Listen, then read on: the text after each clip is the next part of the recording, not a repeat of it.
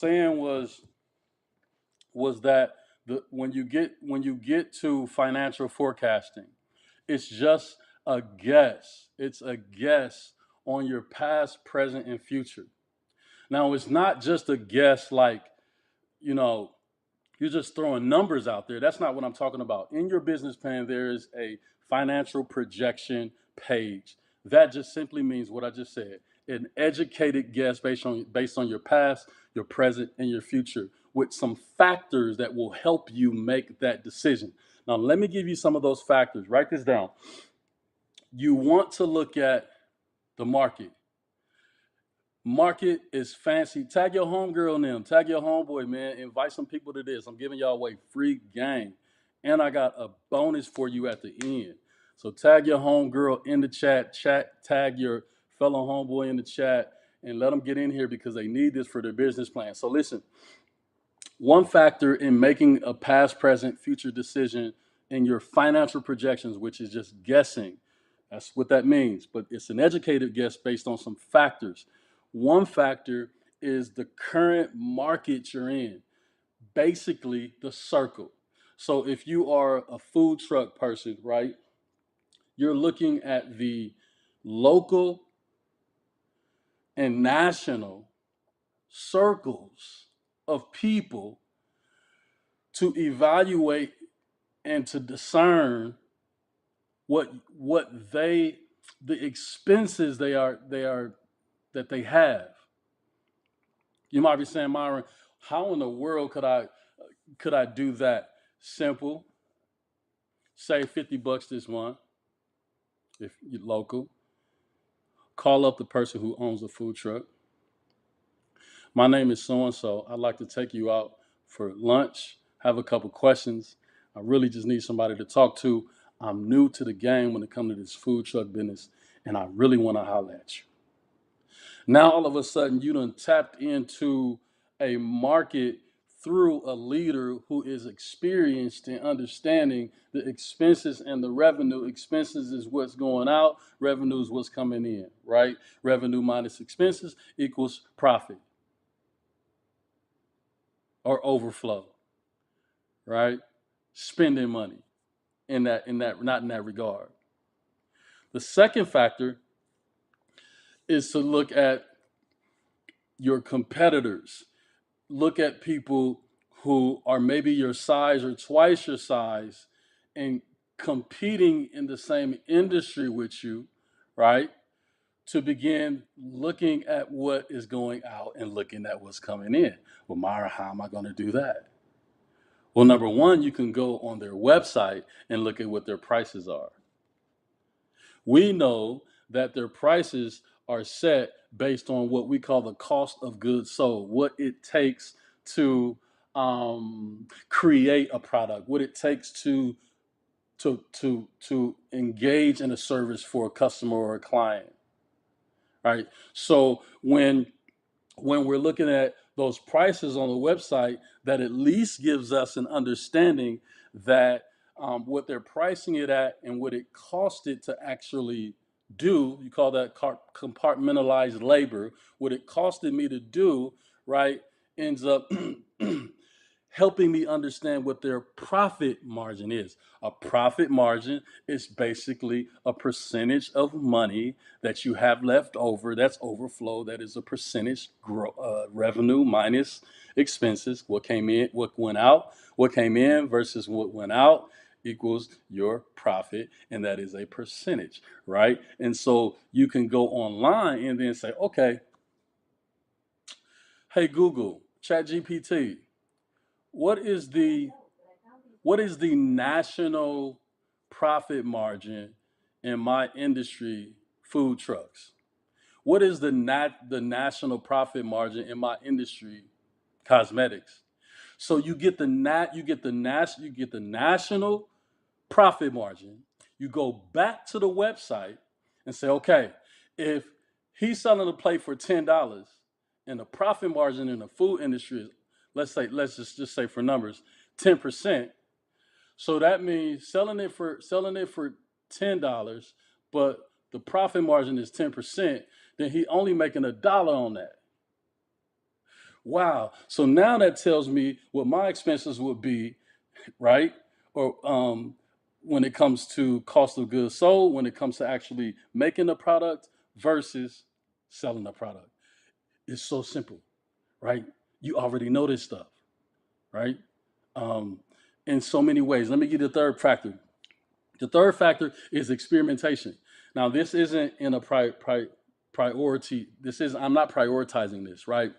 Experiment simply means get out there and test.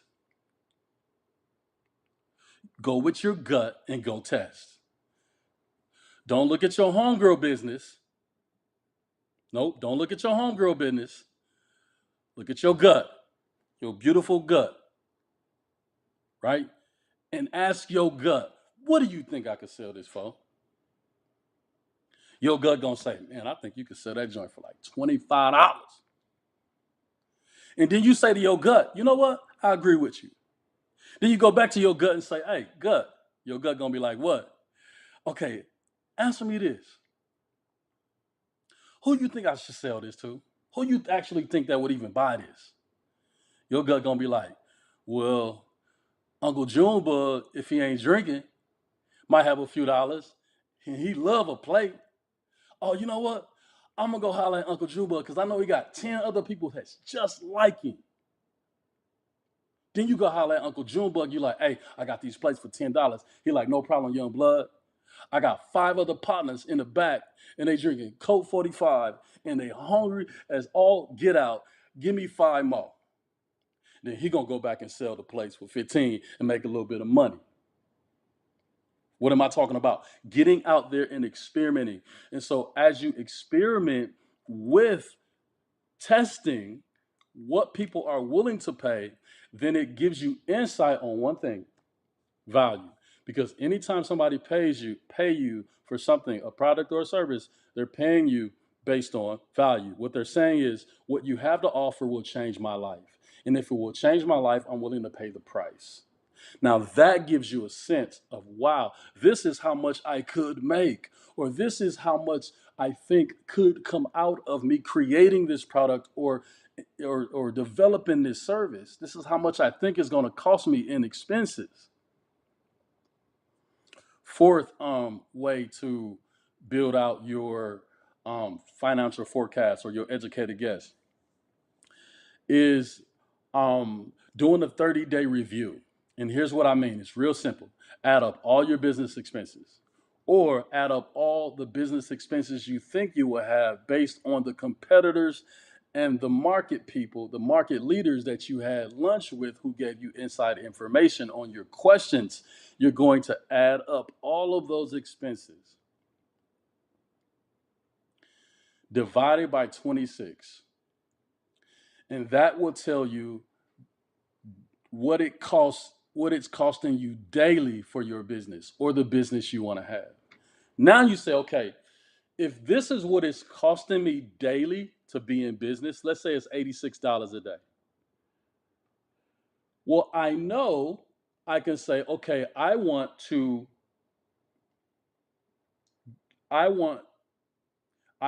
grow 10% beyond my break even point, what it's costing me every day. This is $86. So I want to make $8.60. That's 10%. I want to grow 10%, right? So you're taking your expenses divided by 26, leave a couple days off. You get that number, which is your expenses, that you've categorized in your business plan: utilities, um, insurance, fuel, business meetings, marketing, website hosting, website design, business consulting, that's me,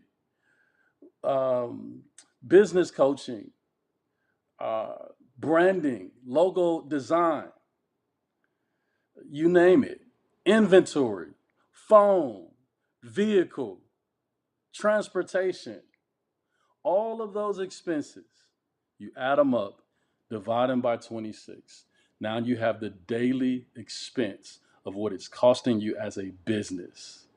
And then you can decide based on past, present, future, how much revenue you want to bring in beyond the 86. And then when you take revenue minus expenses, that equals your profit. So that is the fourth factor. The fifth factor, I would say this: um, grab mentors. Grab mentors that you don't know. Grab mentors that are close. Grab mentors that are far. Here's the best way that I can explain it. I was at a conference years ago. Number one, that's a gym. I was at a conference learning from. I ran into one of my heroes who was speaking on the main stage in a hallway. We somehow ended up in a room having a conversation. That conversation led to weeks of Zoom calls. The Zoom calls led to me following him all over the world, everywhere he was, up until the point that he started giving me opportunity to speak on some of the same platforms that he was speaking on around the world. What am I saying? When it comes to your financial projections, get in the room with people who can take you further than you could take yourself. Now, the 5 factors I just gave you are factors that will help you make a decision on what are my expenses, how do I expense out, revenue, what do I expect that I'm going to bring in. Now, there are several ingredients to increasing your revenue that I can't even go into now, but I'll give you the 6. One is you have to have a leadership mission and guiding principles plan. Number 2, you have to have a sales and marketing strategy. That's 3.